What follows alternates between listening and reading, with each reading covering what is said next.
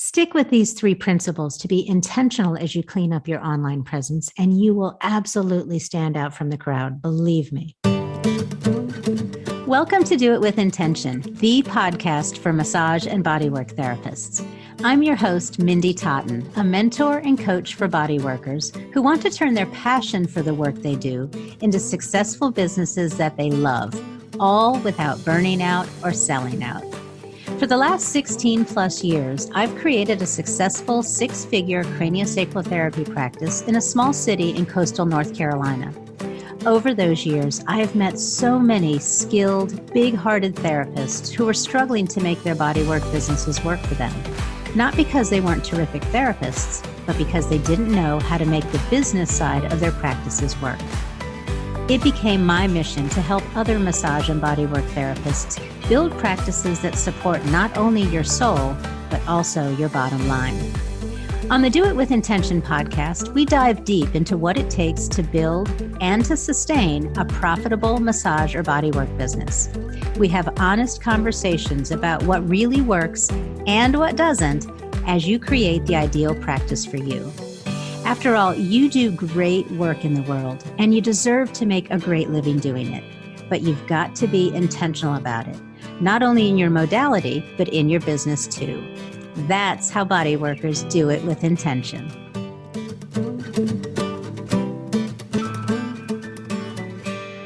Hey there. Welcome back to the Do It With Intention podcast. I'm your host, Mindy Totten. Welcome back to our series about being intentional in your business.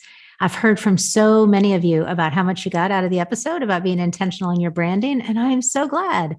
If you haven't checked that episode out yet, you can find it anywhere you listen to podcasts or over at mindytotten.com/podcast. Today, we are going to dive even deeper into how you can be intentional in your online presence. But before we do, let's think about this whole idea of being intentional. It's sort of not counterintuitive. It's intuitive for body workers to be intentional on the therapeutic side of our practices, right? Like we know what the intention is behind the different techniques that we use or even the different modality that we're using, but we don't always use that same amount of intention on the business side of our practices. So this series on the Do It With Intention podcast is all about that. Taking your intention behind what you want your business to be and then breaking that down into solid action steps that you can take. Like, how can I actually be intentional in my business? So we are talking today about being intentional with your online presence. We were talking about this recently inside the Bodywork Project. You know, there's so much more to it than just having a great website. You've got to show up online as a professional, and you need to give people a chance to get to know you and the unique work that you do, and then to like you and to trust you. But how do you do that? Okay, here are 3 things for you to begin working on. You can do this starting today to clean up your online presence. First of all, I've said this before, I'm going to say it again, and I know some of you are going to be like, oh, I don't want to hear that, Mindy, but your business needs to be more than just a Facebook page. Your online presence for your business should have its own website. If you want to be taken seriously and you want a full practice, you're going to need your own website. Now, that doesn't mean that you have to spend gazillions of dollars hiring people to create this website, to make it all gorgeous and everything. It doesn't have to be expensive or complicated or have all the bells and whistles.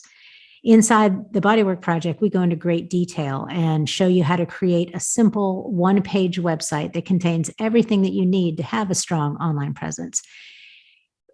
For right now, remember, you too can have just a simple one-page website.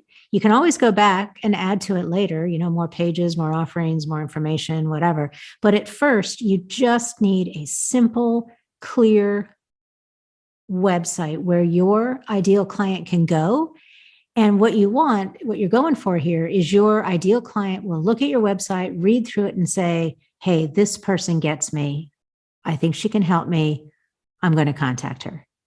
Boom. Then the client journey is underway. But you've got to begin with your own website. cannot just be social media. If you want to be taken seriously, if you really want to be the pro and CEO of your business, you've got to have your own website. And this website needs to be, people need to be able to find it easily when they do an online search for you or your modality. We're talking with another student recently about this, that when I Google her name, her website doesn't come up.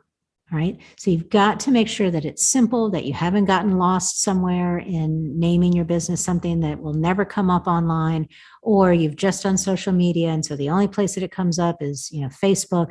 That's not going to do it for the professional that you want to be. All right. Number 2, I invite you to clean up your social media.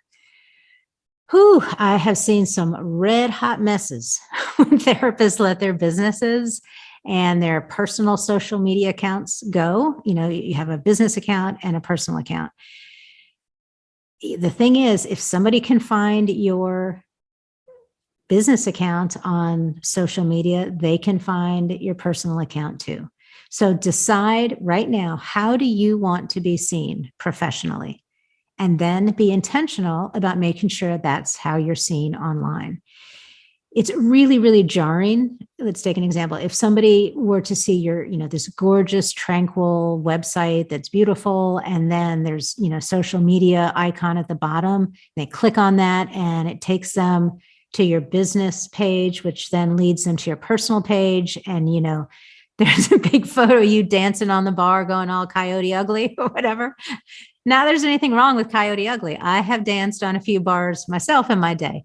What I want you to think about, and what I didn't do when I was dancing on bars, is post photos of myself doing it on Instagram, right? So even if your brand is all rock and roll, right, which is a great thing too, if that's who you are, you want to be sure that your social media accounts still portray you as professional, as honest, and as being put together. And I invite you to delete any other posts that reflect you otherwise. Clean up that social media so that people are comfortable with you and feel that's that know, like, and trust, that they can get a chance to like and trust you. All right. The third thing for your online presence is to use Google Business. You want your business to pop up when people are searching for the type of work you do. Maybe they're searching in your area. Maybe they're searching for your name. And there's no better or more cost-effective way, because it's free, than using Google Business. It's easy peasy lemon squeezy. If I can do it, anybody can do it. You just go over to google.com/business, create an account, you answer a bunch of questions, and in a couple days to a couple weeks, depending, people will begin to see your business in their search results. Now, I'm often asked, well, should I do that same thing for Bing and for Yahoo? Well, sure you can. You can do that if you like, but if you're trying to use your time to your advantage, you don't have all day long to work on your business. If time is short, think about staying laser focused on Google. I actually looked this up for this podcast. 92% of the world uses Google as their search engine.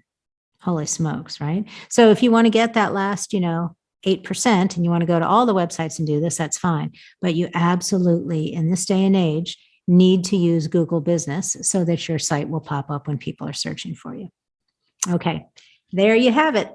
Stick with these 3 principles to be as intentional as you can as you clean up your online presence, and you will stand out from the crowd, absolutely.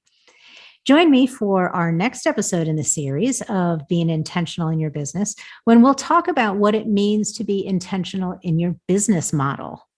I know some of you are saying, I don't even have a business model. Some of you are saying, I don't even know what a business model is. Tune in for your next episode and we'll take you through that so that you can be intentional with your business model as well. Until then, keep doing your beautiful work, keep making the world a touch kinder, and keep doing it with intention.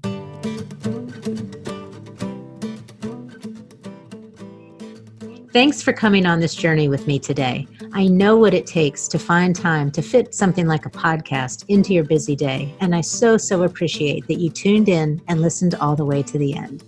We've got all the links from today's episode in the show notes that you can find over at mindytotten.com/podcast. That's Mindy Totten, TOTTEN.com/podcast. If you really enjoyed today's conversation, I'd love for you to take a quick moment to leave a review on Apple Podcasts. And make sure that you subscribe so that you can download each episode as soon as it comes out. That'll help us get this podcast in front of more massage and body workers like you so that we can all work together to make the world a touch kinder. Okay, that's it for today. It's my pleasure and my privilege to be with you on this journey. I'll see you next week, same place, same time. Until then, get out there and do it with intention.